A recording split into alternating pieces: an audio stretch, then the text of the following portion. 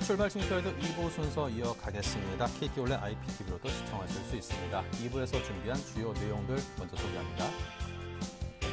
네, 김동섭의 마켓포인트에서는 시황 분석의 대가 IM투자증권 김동섭 이사와 함께 글로벌 주요 이슈를 통한 국내 증시 흐름을 분석합니다. 동상이몽 수급으로 보는 시장에서는 신한 PWM 압구정센터의 박재민 PB팀장과 함께 실시간 주체별 수급 상황과 투자 전략 살펴보고요.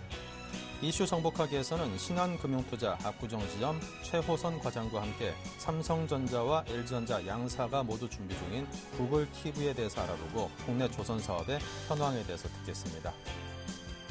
네, 김재현의 키포인트에서는 노련한 트레이더인 KB투자증권 김재현 차장과 함께 오전장 정리와 효과적인 오후장 전략을 세워보는 시간 같습니다.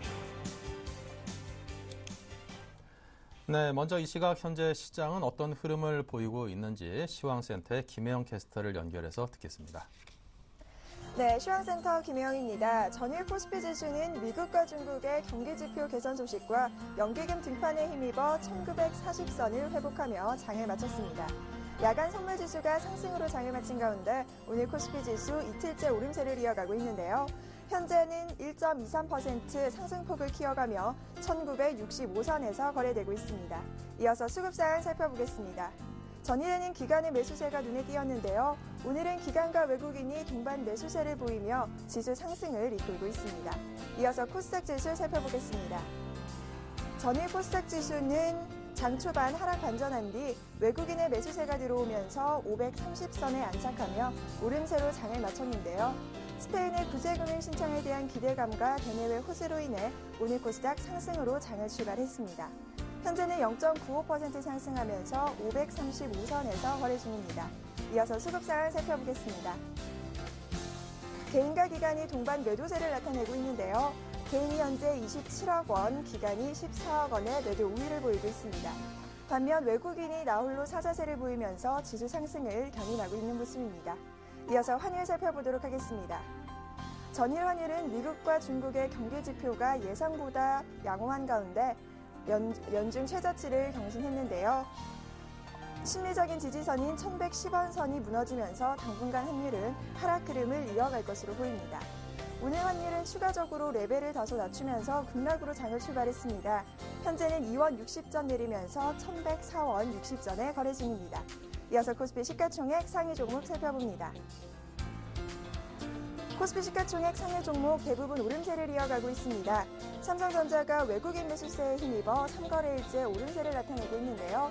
오늘 현재 134만 3천 원에 거래 중입니다. 전일 자동차 상방 좋은 흐름을 보였는데요. 오늘 역시 오름세를 이어가고 있습니다. 현대차가 강보합권에서 거래 중이고요. 현대모비스도 강보합권, 기아차는 1% 이상의 상승 흐름을 이어가는 모습입니다. 다음 장 살펴보겠습니다. 삼성생명이 강보합권에서 거래가 이어지고 있고요. 전일 대규모 수주 공시에도 약세를 보였던 현대중공업 주일 만에 오름세를 나타냈습니다. 현재 2% 이상의 상승 흐름을 보이며 주당 6,500원씩 오른 모습입니다. SK하이닉스 어제에 이어서 오늘도 오름세를 나타내고 있는데요. 랜드 가격 상승에 힘입어 이틀째 강세를 나타내고 있습니다. 이어서 코스닥 시가총액 상위 종목 살펴봅니다. 대장주인 셀트리온이 0.55% 강보합권에서 장을 이어가고 있고요. 파라다이스가 1% 이상의 하락 흐름, CJ 오쇼핑 역시 1.66% 하락 흐름을 이어가고 있습니다. 반면 SM과 서울반도체는 1% 내외의 상승 흐름을 보여주고 있습니다. 다음 장 살펴보겠습니다. SK브로드밴드가 1% 이상의 상승 흐름을 보이며 3,945원에서 거래 중이고요. 시젠과 젠덱스는 약 보합권에서 장을 이어가고 있습니다. 이어서 이 시각 특징 업종 및 테마 업종 살펴보겠습니다. IT주 주가가 외국인의 매수세에 힘입어 이틀째 강세를 나타내고 있습니다. 삼성전자가 0.90% 상승 흐름을 이어가고 있고요. SK하이닉스 역시 어제에 이어 2%의 강세를 나타내고 있습니다. LG전자도 2%의 상승 흐름을 보이며 주당 1,400원씩 오른 모습이고요. LG디스플레이가 오늘 눈에 띄는데요. 4% 가까운 급등세를 이어가는 모습입니다. LG이노텍 역시 5% 이상 상승하며 주당 4,000원씩 오른 모습을 이어가고 있습니다. 정유주들이 3분기 호실적에 동반 강세를 나타내고 있습니다. SK이노베이션이 5% 이상의 급등세를 보이며 주당 8,000원씩 오른 모습이고요. SOL과 GS 역시 3% 이상의 상승 흐름을 이어가고 있습니다. 유럽 위기가 완화되면서 조선주 주가가 강세를 나타내고 있습니다. 삼성중공업이 3% 넘는 상승 흐름을 이어가고 있고요. 현대중공업도 3% 가까운 상승세를 보이며 24만 2천 원에 거래 중입니다. STX 조선해양과 STX 역시 1% 이상의 상승 흐름 오름세를 이어가는 모습입니다. 증권주 주가가 코스피 지수가 이틀째 상승 흐름을 이어가고 있는 가운데 강세 기조를 이어가는 모습입니다. 대우증권과 삼성증권, 우리투자증권이 2% 이상의 상승 흐름을 이어가고 있고요. 동양증권 역시 2% 이상의 강세를 보이며 주당 95원씩 오른 모습 이어가고 있습니다. 전자결제 관련주들이 하루 만에 반등에 성공한 모습입니다.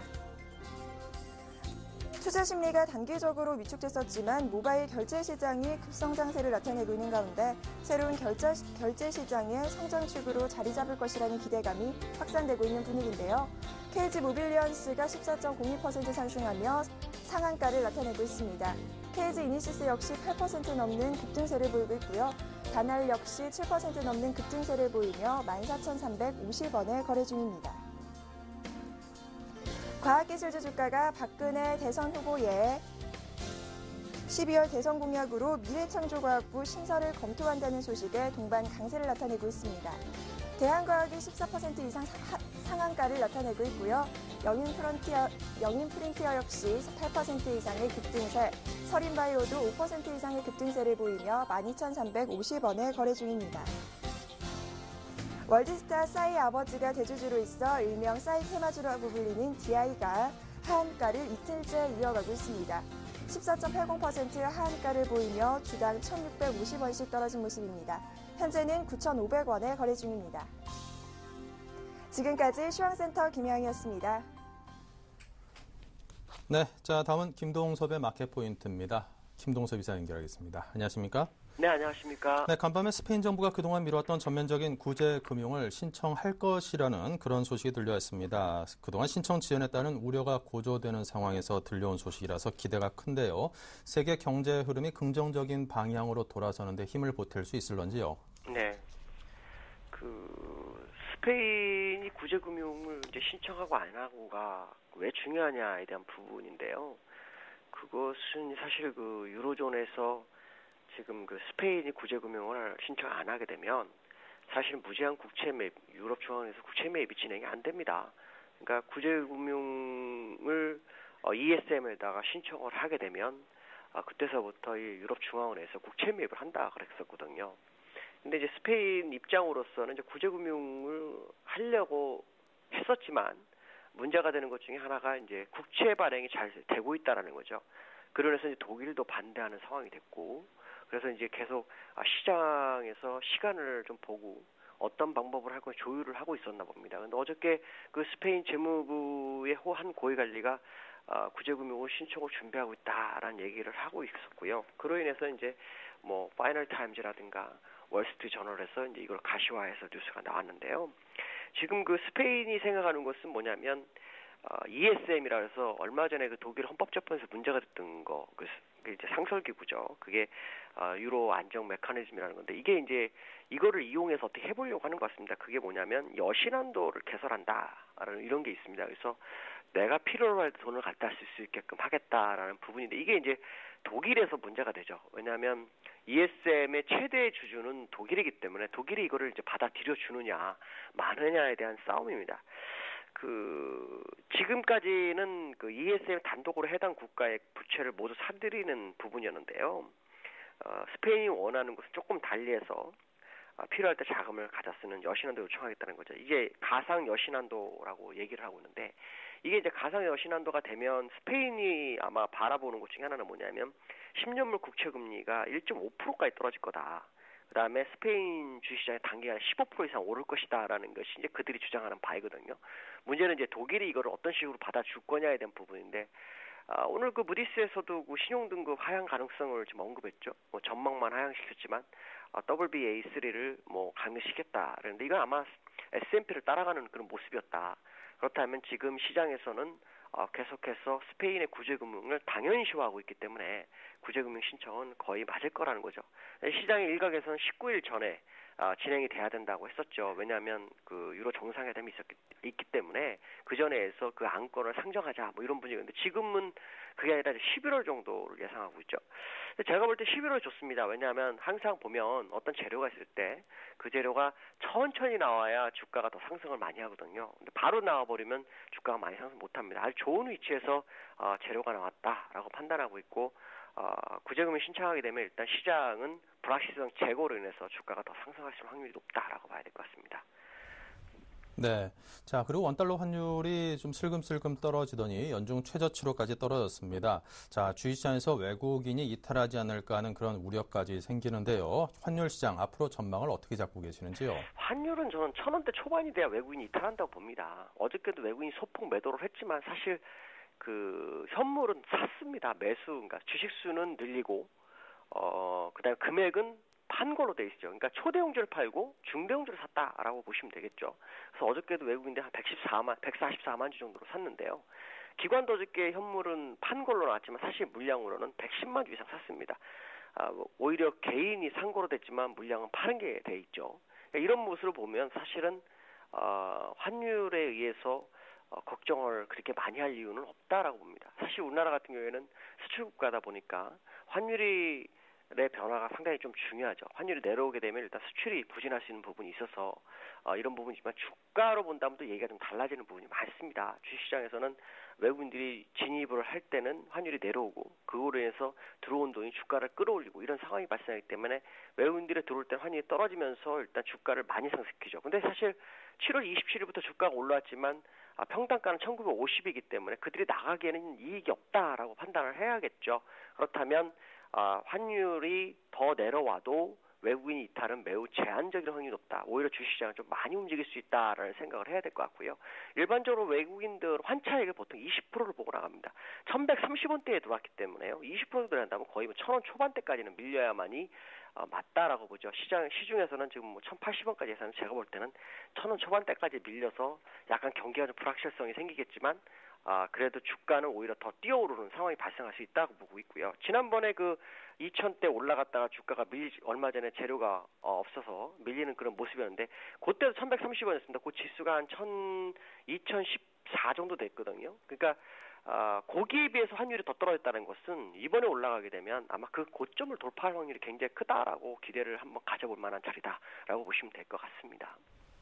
네, 자, 우리 시장이 어제 이어서 연일 강세를 보이고 있는데요. 지속적으로 상승 랠리 이어갈 수 있을런지요?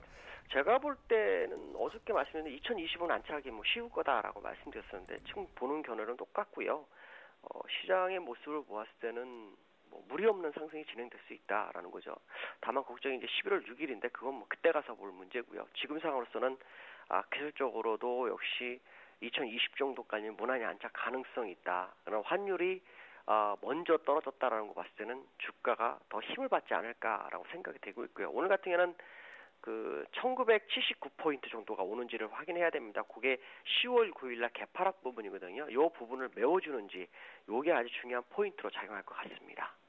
네, 알겠습니다. 지금까지 김동섭 이사였습니다. 감사합니다. 네, 감사합니다. 네, 다음은 박재민 PB팀장입니다. 안녕하세요. 네, 안녕하세요. 네, 현재 시장의 흐름 또 주체별 수급 상황부터 정리 부탁드립니다. 네, 오늘 기관이 적극적으로 좀 들어오는 모습인데요. 일단 연기금이 어제 이어서 아침부터 300억을 사고 있습니다. 그리고 연기금이 사니까 투신, 보험, 증권을 제외한 전 기관이 일단 사면서 시장을 견인하고 있고요. 외국인은 역시 최근에 파생 시장, 결국 선물 옵션 시장에서만 적극적으로 거래를 하고 있고 현물 시장에서는 거래를 거의 안 하고 있는 모습인데요. 오늘 그래도 순매수 기준은 보이고 있습니다. 130억 정도 매수를 하고 있고요. 개인이 아침에 사자였다가 지금 팔자로 돌아서면서 759억 던지고 있습니다. 거래소 일단 수급 상황은 나쁘지 않다. 양매수고 개인이 팔고 있고 선물 시장에서도 외국인이 3천억 정도 한 500 계약 정도 사고 있고요. 개인은 2,000 계약 던지고 있습니다. 일단 개인은 시장의 반대 방향으로 가고 있고요. 외국인과 기관은 같은 방향, 상승 방향을 좀 수급적으로 나오고 있다. 이렇게 보시면 되겠습니다. 일단 업종별로 그래서 상승률을 보면은 일단 의료정밀 결국 싸이 효과가 어저께 DI가 뭐 끝난 게 아니냐 이렇게 말씀을 드렸는데 오늘도 하한가로 치솟으면서 의료정밀 업종이 6%대 뭐 이거는 사실 뭐 볼 필요가 없는 업종입니다. 의료정밀 업종이라는 거는 일단은 다른 업종들은 거의 전반적으로 0.5에서 1% 상승이 나오고 있고요. 오늘 정유주가 세게 올라오고 있습니다. GS, SK이노베이션, S-오일 거의 4%대, 5%대 급등하는 모습 보이고 있고요. 화학업종이 상당히 센 모습인데요. 그 이유로는 오늘 화학업종에서 외국인과 기관이 오랜만에 쌍끌이 매수를 보여주고 있습니다. 전기전자도 외국인 기관 같이 쌍끌이 매수 보여주고 있고요. 그다지 다른 업종은 좀 많이 사는 모습은 아닙니다. 코스닥 시장은 외국인이 어제 이어서 사는 모습인데요. 57억 사고 있고요. 기관이 10억 팔고 개인이 26억 팔고 있습니다. 코스닥 시장이 상대적으로 코스피 대비 약해진 모습은 어쨌든 대형주 시장 쪽으로 또 턴을 기관 쪽에 하다 보니까 기관이 코스닥에서 일단 최근에 차익 실현물을 계속했고요. 좀 발을 빼다 보니까 아무래도 코스닥은 좀 상승이 둔화되는 모습이 어제부터 연출되었다. 이렇게 좀 해석을 하면 맞을 것 같습니다. 네. 자, 오늘 투자 주체별 속내는 어떤 것일지요? 네, 외국인이요. 오늘 또 뭐 말씀을 드리자면요. 사실 요새 이 투자 주체별 속내를 한마디 제가 좀 뭐라고 적어야 될까 상당히 좀 고민을 많이 하고 있는데요. 외국인 유동성 장세가 제가 계속 말씀을 드렸는데 주식시장에 외국인이 사지도 않는데 무슨 유동성 장세냐 그런 질문을 제가 어제 어느 한 고객한테 받았는데요. 외국인이요. 일단 7월 8월에 산 물량이 9조 한 2천억 정도고요. 그리고 올해 15조 가까이 샀습니다. 이만해도 유동성 장세는 사실 이미 시작되었다. 이렇게 좀 외국인 오늘 빗대어서 제가 그 고객님한테 어제도 말씀드렸지만 뭐 이렇게 좀 말씀드리고 싶고요. 앞으로 미국계 자금이 얼마나 들어오는가는 좀 시간을 봐야 될 것 같습니다. 왜냐면은 이 이유는 조금 있다가 추가적으로 투자 전략 때 말씀을 드릴 건데요. 미국계 자금이 사실 적극적으로 안 들어오는데 좀 이유가 있습니다. 시장에서.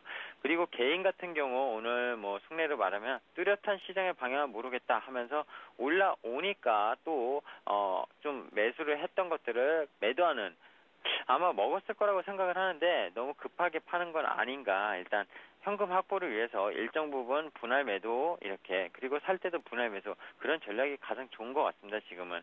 그리고 기간은요. 어제도 연기금이 700억을 사면서 지수를 그래도 견인을 했는데요. 오늘도 아침부터 많이 들어오고 있고요.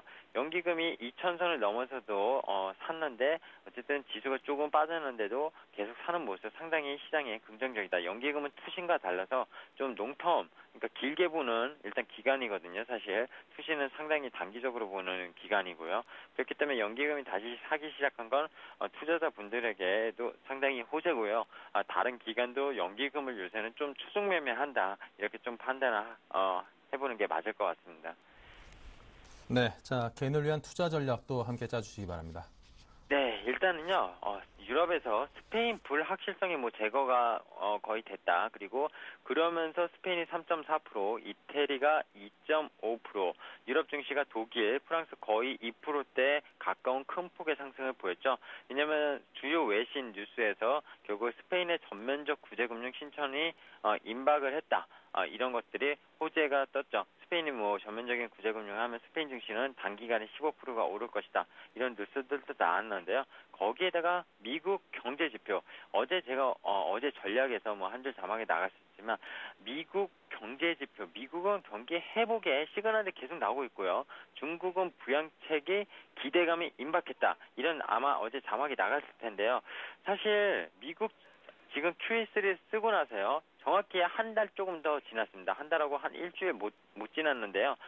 주택 지표라든지 그리고 오늘 밤에도 또 주택 지표, 뭐 건축 허가 지표 이런 것들이 기다리고 있는데 이 지표들이 너무 좋게 나오고 있습니다. 지금 쓴 지 한 달밖에 안 됐는데 좋게 나왔는데 사실 이 QE3를 쓰기 전부터 고용 지표 말고는 주택 지표는 계속 개선세를 보인 상황에서 QE3에 대한 효과로 고용 지표가 좀 좋아지고 있고요. 뭐 그것이 조작적이다 이런 말도 사실 시장에서 있는데 그것이 조작적이든 아니든 시장이 어쨌든 그대로 반응을 한다는 거에 우리는 중점을 두어야 될 것 거라고 보고 있고요.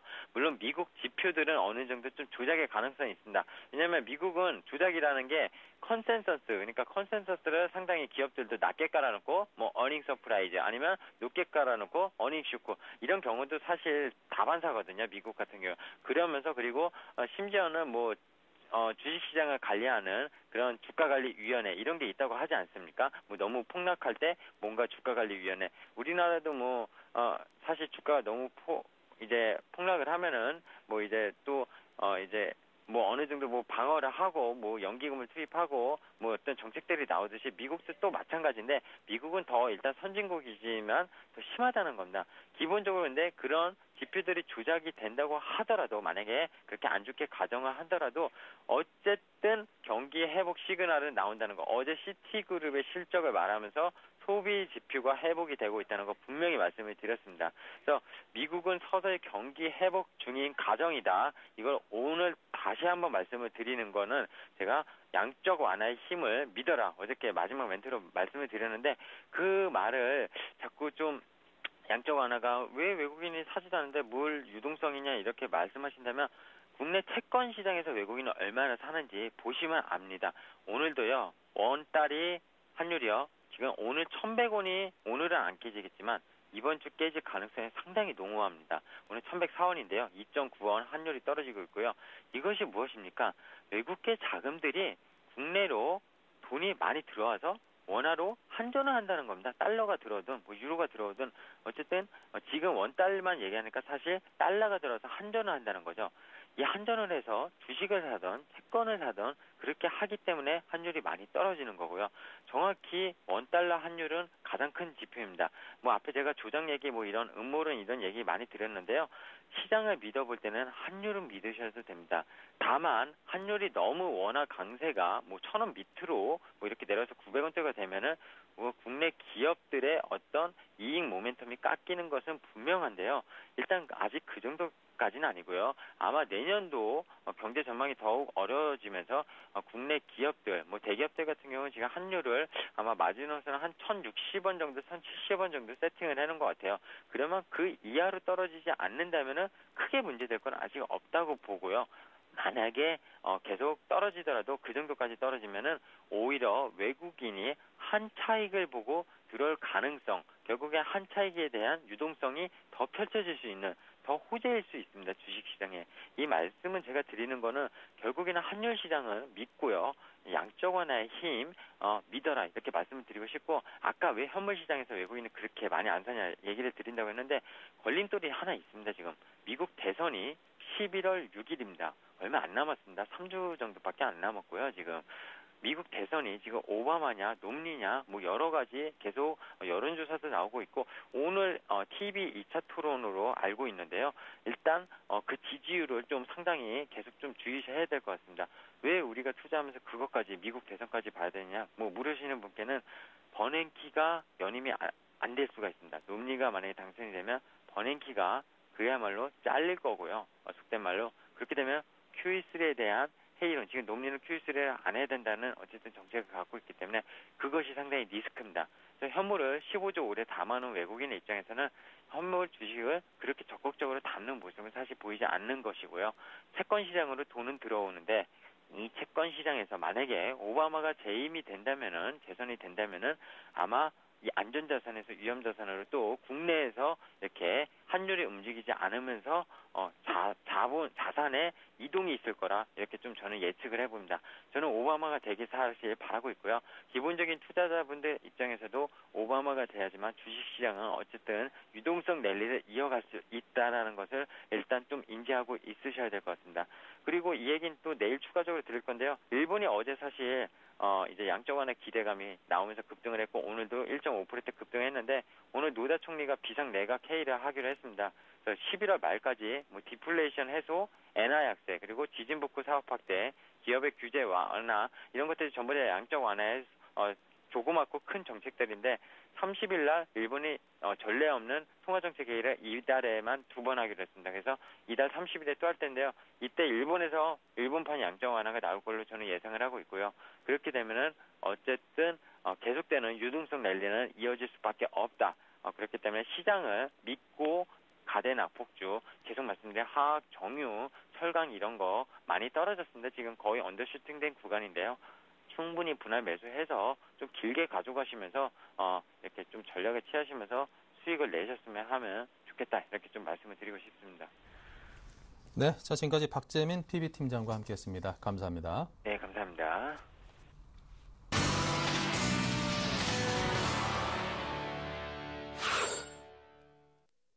네, 자 본격적인 오늘장 전략자입니다. 12자 투자 전략입니다.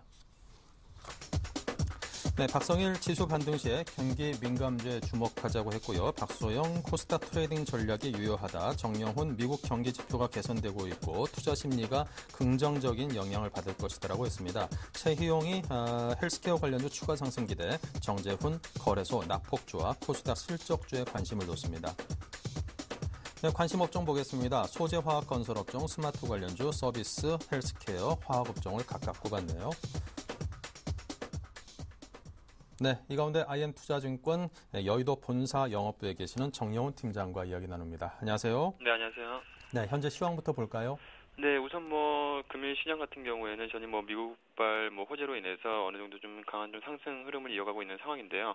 아무래도 당분간 이 경기 호재가 좀 계속해서 좀 이어지지 않을까 그렇게 좀 보고 있습니다. 전일 같은 경우도 살펴보면 현재 미국 경기 개선에 아무래도 좀 무게가 좀 실리고 있는 상황인데요. 지금 산업 생산이 한 0.4%를 좀 기록을 하면서 좀 개선세가 좀 이어지고 있고 4분기가 소비 성수기라는 점에서 지금 현재 시점에서 상당히 좀 경기는 역시 좀 긍정적으로 좀 봐야 되지 않나 그렇게 좀 보고 있습니다. 지금 현재 국내 시장 같은 경우도 어느 정도 좀 주가가 최근에 대형주 중심으로 해서 조정을 보인 이후에 상당히 좀 강한 모습을 좀 보여주고 있는 만큼 당분간은 주식시장에서는 어느 정도 좀 유동성 랠리도 좀 생각을 할 수가 있고 좀 강한 흐름을 좀 보여주지 않을까 그렇게 좀 보고 있습니다. 네. 자, 오늘 관심 업종, 서비스 업종 등을 꼽아주셨거든요. 상세한 설명 주시죠. 네, 우선 역시 시장에서 지금 상당히 좀 시장은 강한 모습을 좀 보이고 있지만 역시 당분간은 좀 경기 민감주들보다는 좀 서비스 업종이 가장 좀 좋지 않을까 그렇게 좀 보고 있는 상황인데요. 역시 지금 이제 12월 대선을 얼마 지금 안 남긴 상황에서 역시 지금 대선 국면에서 가장 큰 화두는 지금 경제 민주화가 아닌가 좀 싶습니다.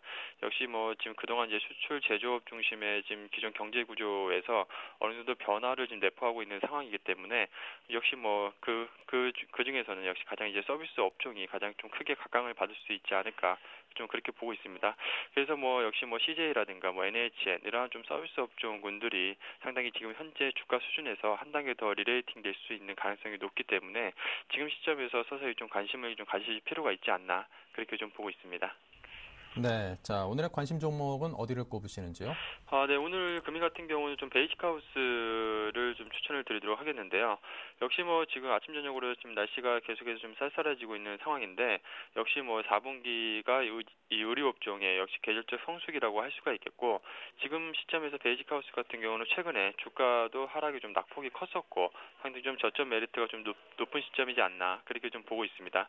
역시 4분기 의류업종 같은 경우는 역시 겨울철 판매되는 의복 단가가 상당히 좀 다른 계절보다 상당히 좀 비싸기 때문에 역시 실적 면에서도 상당히 좀 도움이 될 것으로 좀 예상이 되고 있고요. 무엇보다 지금 베이직하우스 같은 경우에는 그동안 이제 중국 투자라든가 이러한 부분 때문에 상당히 좀 실적이 좀 안 좋은 모습을 좀 보였었지만 2분기 실적을 이제 바닥으로 해서 3분기부터 완연한 회복세를 지금 보이고 있다는 점에서 아직 4분기 실적도 상당히 좀 기대가 되고 있는 상황이다라고 좀 할 수가 있겠습니다. 그렇기 때문에 지금 현재 주가 수준은 충분히 지금 악재에 대해서 주가는 충분히 좀 반영이 됐다라고 좀 보고 있고요. 어느 정도 지금 이제 저점을 형성한 이후에 지금부터는 이제 반등에 좀 나설 국면이지 않나 그렇게 좀 보고 있습니다. 기술적으로 봤을 때도 지금 일봉상 121선 부근에서 지금 저점을 형성을 하면서 지금 하방 경직성을 보여주고 있는 상황이기 때문에 지금 가격대 한 13,000원에서 13,500원대 가격대에서 매수를 하신다면 충분히 한 15,000원 정도까지는 단기적으로 좀 올라갈 수 있는 가능성이 높지 않을까 그렇게 좀 보고 있습니다. 네, 자 지금까지 정영훈 팀장과 함께했습니다. 감사합니다. 네, 감사합니다. 네, 계속해서 이슈 정복하기 박미란 아나운서입니다. 안녕하세요. 이슈 정복하기 박미라입니다. 오늘의 주요 이슈들 함께 화면으로 정리해 보겠습니다. 지난 주말 도쿄에서 개최된 IMF 세계은행 연차 총회에서 버냉키 의장은 신흥국 중앙은행들이 외환시장 개입을 그만두고 자국 통화가 절상되도록 해야 한다고 주장했습니다. 이 발언이 나오게 된 배경을 들어보겠습니다. 구글이 국내 TV 시장에서 영향력을 넓혀가고 있습니다.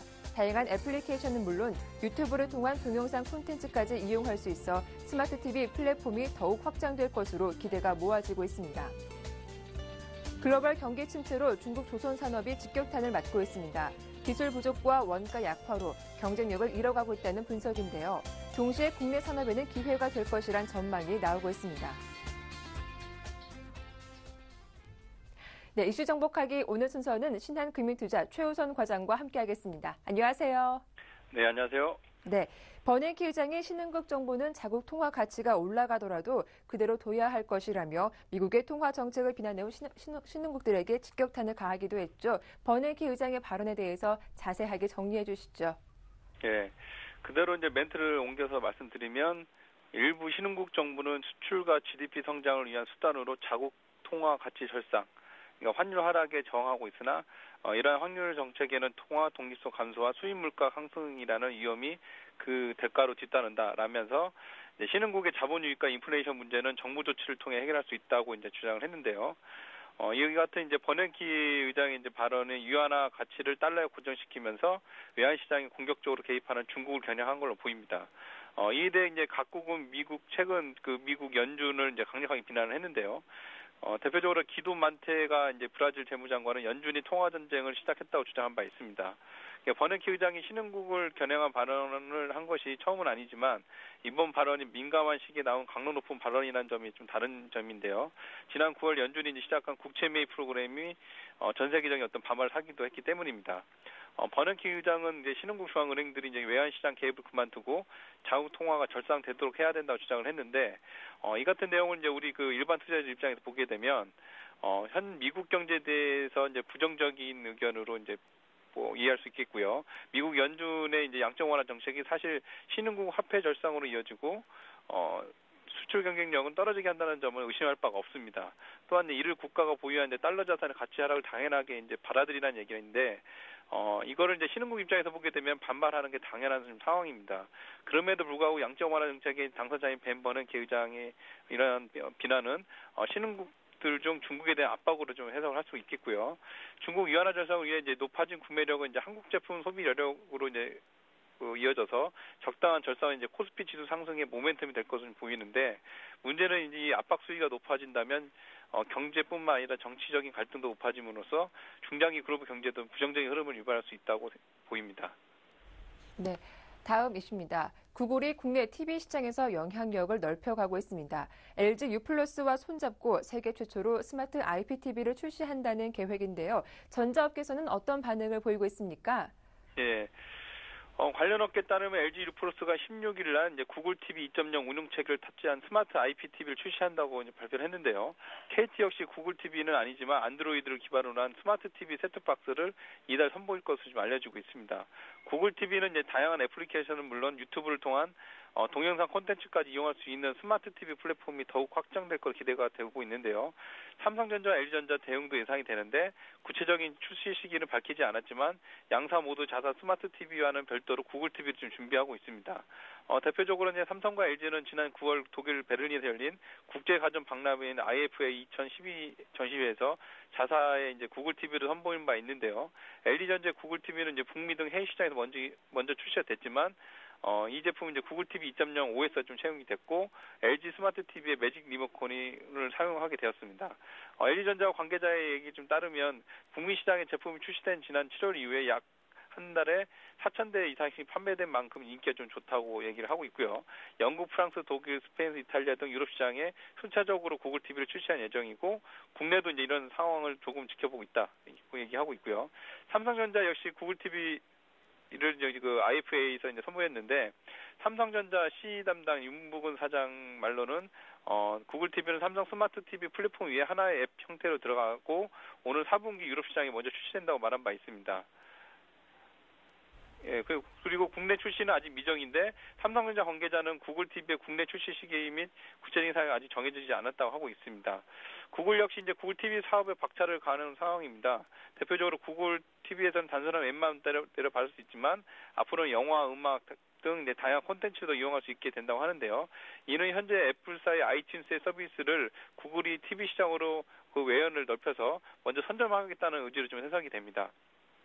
TV 업계 관계자에 따르면 기본적으로 구글 TV는 국내보다는 미국 등 해외에서 더 활용될 수 있는 구조라며 국내 TV 제조사들은 자사 스마트 TV 플랫폼을 창기하는 입장이라고 하면서 이제 구글 TV에 적극적이 좀 어렵다 이렇게 얘기를 하고 있는데요. 그 주식시장에 참여하는 일반 투자 입장에 보게 되면 현재 주식시장을 뜨겁게 달구고 있는 음악, 영화, 게임 등 컨텐츠의 이제 유통과 결제 관련 회사들에게는 또 다른 성장의 기회가 열렸다고 볼 수 있겠습니다. 따라서 이제 서비스 개시 시점 전후로 해서 관련주에 대해서 미리 투자 기회를 준비하는 노력이 필요하다고 생각이 됩니다. 네. 끝으로 글로벌 경기 침체가 지속되면서 중국의 조선 산업이 위축되고 있습니다. 국내 상황보다 더 심각한데요. 이미 국내 조선소의 시장 점유율이 중국을 앞섰다라는 분석도 나오고 있더라고요. 자세한 내용 전해주시죠. 예, 그 조선업 관련해서는 제가 여러 번 좀 말씀드리고 있는데요. 예전에 생각했던 중국이 이제 그 조선업을 선점하겠다는 분위기에서 좀 바뀌는 시각들이 좀 나오고 있습니다. 오늘 역시 그러한 내용 중에 하나고요. 15일 영국 조선해운 분석기관인 클락슨의 신조 계약 건수의 집계에 따르면 중국 지역 조선사의 수주 척수는 2010년에 703척, 2011년에 534척, 2012년 현재 10월달 기준으로 보면 3척 기록을 해서 이제 빠르게 감소하고 있는 걸 좀 보고 있고요. 국내 조선사의 경우에는 2010년에 이제 169척의 이제 새로운 그 배 계약을 좀 맺었고, 2011년에 327척으로 증가했다가 글로벌 경기 침체 영향이 가시화했던 올해 현재까지 172척을 추주한 걸 조사가 됐습니다. 숫자만 보면 중국의 수주 척추와 맞지만 중국에 있는 그 STS 단해 조선소처럼 중국에 거점을 둔 해외 조선사들이 포함이 됐고요. 폐업하거나 사실상 운영하지 않은 조선소가 절반에 가깝다는 점 고려해보면 사실상 그 중국 조선사가 수주한 유효 선박의 개수는 외형상 수치의 절반밖에 되지 안 된다는 것이 조선업계 전문가의 지적입니다. 실제로 중국 선박공업협회에 따르면 지난해 중국의 수주량은 3,622만 DWT, 그러니까 재화 중량 톤수로 전년 대비 51.9%가 감소했고요. 중국 조선소의 3분의 1의 신규 수주를 받지 못했습니다. 왜냐하면 이제 중국 저장성의 유명 그 조선사들의 높은 이자 부담과 낙후한 제조 기술 때문에 불황을 극복하지 못하고 시장에서 하나둘씩 퇴출되고 있는 상황인데요.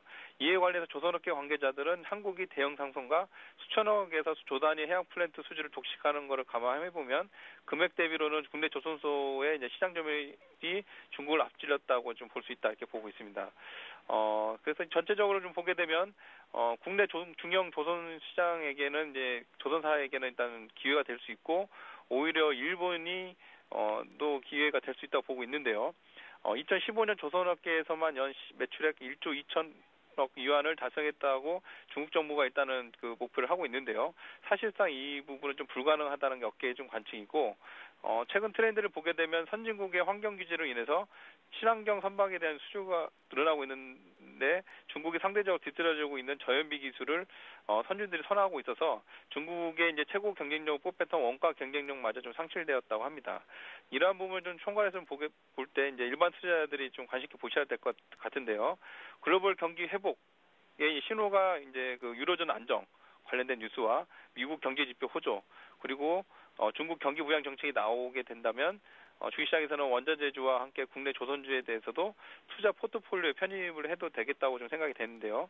조선 업종의 향후 전망이 한국이 부동의 선두를 지키는 가운데 일본이 중국을 대체할 것이라는 그런 전망이 있는데, 이대로가 좀 가시화된다고 하게 되면 향후 우리 증시에서 조선업이 IT 운수 장비와 더불어서 주도업종이 될 가능성도 좀 보이고 있습니다. 네, 최우선 과장의 도움 말씀이었습니다. 도움 말씀 잘 들었습니다. 네, 감사합니다. 지금까지 이슈 정복하기였습니다.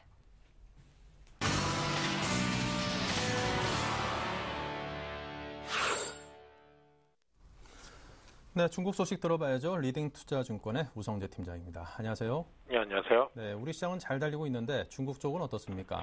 오늘 중국 본토 지수 또한 이제 강한 흐름 보이고 있습니다. 하지만 시장에서의 관망 심리가 많이 커지고 있는 만큼 시장에서 강한 상승폭을 나타내지 못하고 있는 상황인데요.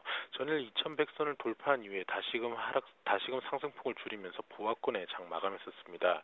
오늘 같은 경우에도 2100선 돌파 시도를 하고 있는 모습을 보이고 있는 가운데 오늘 장중 2100선의 안착 여부를 좀 지켜보셔야 될 것 같습니다. 현재 상하이 종합주가지수 0.26% 상승한 2104.67포인트의 장 움직임 보이면서 시장에서의 매수에 유입되고 있지만 거래량이 좀 줄어들고 있는 것이 부담스러운 모습인데요. 지금 중국에 상장된 증권사의 9월 순이익은 전년 대비 2배 정도 증가한 것으로 발표가 났습니다. 지금 18개 상장 증권사들의 올 9월 실적을 발표를 했었는데요. 9월 매출 총 38억 5,200만 위안으로 전월 대비 59.04% 증가했고 순이익은 10억 5,500만 위안으로 212.84% 늘어난 것으로 발표를 했었습니다.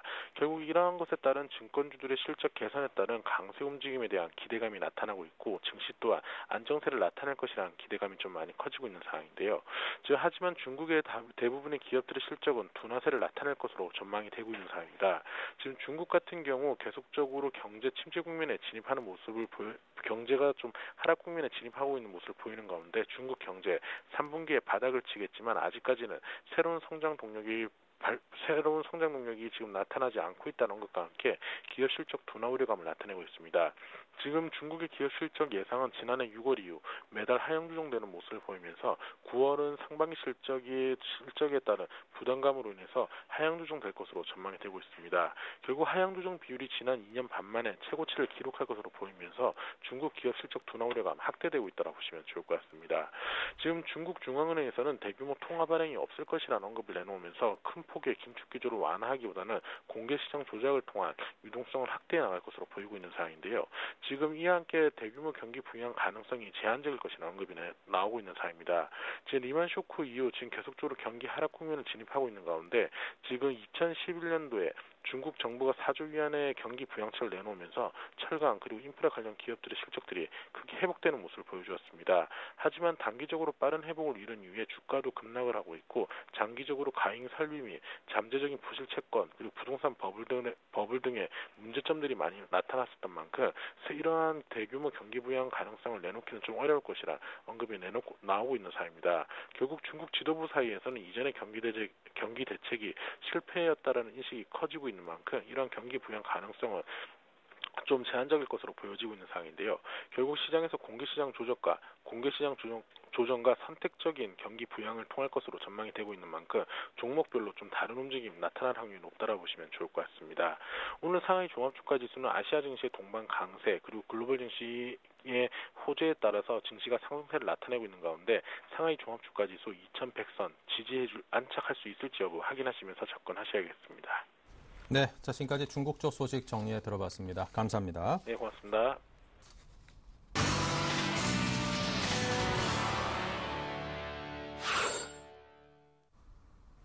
네, 자, 계속해서 김재현의 키포인트입니다. 안녕하십니까? 예, 안녕하십니까? 네, 오늘 장 흐름을 한마디로 먼저 표현을 부탁드립니다. 예, 대형주 흐름에 대해서 한번 짚어드리겠습니다. 어제에 이어서 대형주의 움직임이 좀 돋보이고 있습니다. 하지만 대형주가 올라간다고 해서 지금 전략 없이 덤벼들어서 수익을 보시기에는 좀 만만치 않은 상황입니다. 대형주는 지수에 민감하게 반응하는 만큼 지수에 연동된 투자가 필요합니다. 1900 초반에서 올라올 때는 그래도 먼저 실적 기대감이 있는 종목들이 움직였었습니다. CJ, 하이닉스, 삼성전자, 대우인터내셔널. 두 번째로 오늘의 상승 1900 중반의 상승에서는 낙폭 과대주인 조선주, 화학주 움직임이 양호합니다. 결국 시장이 불안할 때 가장 큰 지표는 실적이라는 점입니다. 낙폭 과대주에 현혹되지 마시고요. 빠져도 좀 기다릴 수 있는 실적 기대감이 있는 주식에 관심을 가지셔야 됩니다. 네, 자, 5장 전략 키워드를 통해서 하나하나 정리해 주시죠. 예, 코스닥이 다시 달리고 있습니다. 코스닥 시장 요 며칠 강력한 차익 매도로 큰 폭의 낙폭을 겪은 후 어제에 이어서 오늘까지 다시 한번 상승으로 인해서 차익 실현에 개입을 메꾸고 있습니다. 어제도 말씀드린 바와 같이 현재 대형주에만 기대서는 수익을 내기가 쉽지 않은 시장입니다. 실적 기대감과 향후 성장성을 두루 갖춘 테마들이 아직 코스닥 시장에서는 남아있고요. 지속적으로 상승이 가능한 테마이겠습니다. 기존 주도주를 대표적으로 보게 되면 KG 모빌리언스, KG 이니시스, 인포뱅크, 다날, 한국사이버결제, 오스템 임플란트, 대원미디어, 이지바이오 등 이렇게 기존 주도주들 같은 경우에는 낙폭을 메꾸는 종목도 있고요. 아직까지 낙폭이 메꿔지지 못한 종목들도 있는데 지속적으로 좀 관심이 필요한 시점입니다. 두 번째로 강력한 테마 형성에 대해서 한번 말씀드리고자 합니다. 강력한 테마의 조건은 첫 번째로 대형주의 부재가 필요합니다. 두 번째로 또 거래대금 감소가 필요하고요. 그 다음번에 이제 시장을 이겨내는 강한 상승률을 가지고 있어야 되고 또 이전과는 다른 강력한 거래량이 동반된 상승이 있어야지 강력한 테마입니다. 지금 무려 2달 동안 강력한 테마를 형성했던 종목들 수익률이 200%를 넘어가고 있습니다. 대표적으로 전자결제주가 있겠고요. 카지노주, 여행주, 제약주, 화장품주, 게임주들이 있습니다. 역시나 가장 큰 테마는 전자결제고요. 하지만 막상 매매가 쉽지 않은 것은 사려고 마음을 먹었을 때는 이미 5% 이상 갭으로 떠서 시작하기 때문에 진입하기가 쉽지가 않습니다. 그렇다면 남아있는 나머지 테마 중에 좀 진입 요령을 말씀을 드리겠습니다. 진정한 테마들은 일정 부분 하락이 나온 후에는 다시 한번 좀 상승을 하게 됩니다. 근데 그 하락폭이 상승폭의 3분의 1이나 절반 정도를 절대 넘어가지가 않습니다.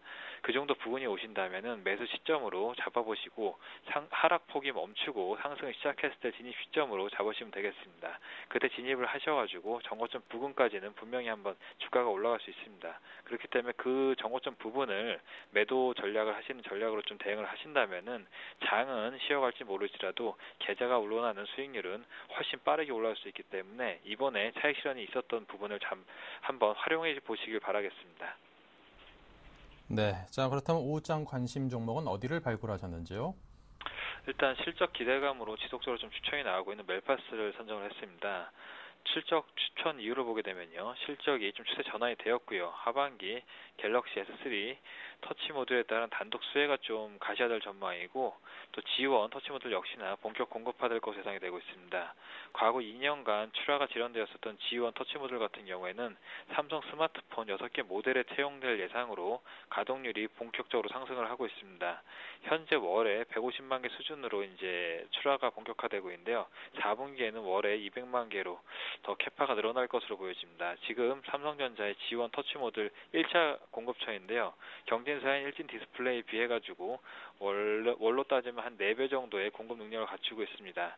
그렇기 때문에 이제 3분기부터 4분기까지 대폭으로 실적이 향상될 것으로 보여지고 일단 3분기 예상치로는 전년 동기 대비 한 56% 정도 매출액이 늘고 영업이익 같은 경우에는 380% 정도 예상하고 있습니다. 그렇기 때문에 이제 차트가 시장이 불안해서도 좀 빠지지 않고 고점을 형성하고 있는데요. 실적 발표가 나는 시점과 또 4분기로 갈수록 캐파가 늘어나기 때문에 지속적으로 상승이 가능한 종목으로 예상이 됩니다. 매수가는 23,500원 제시하고요. 목표가는 27,500원, 손절가는 21,000원 제시하겠습니다. 네, 자 이렇게 해서 KB투자증권 김재현 차장과 함께했습니다. 감사합니다. 감사합니다.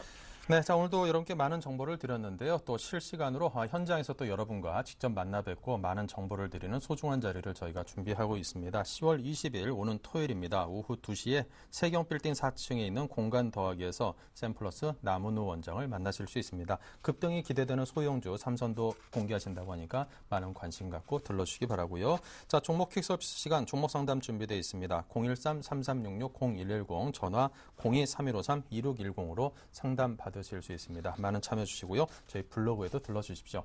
자, 오늘 1, 2부 순서에서 모두 마치고요. 이렇게 좀 증시가 상승하는 상태로 인사를 드리면은 인사드릴 때 마음이 아주 즐겁습니다. 이 상승세 꾸준히 이어가길 바라고 20포인트 이상 상승해서 기분 좋네요. 내일 뵙겠습니다.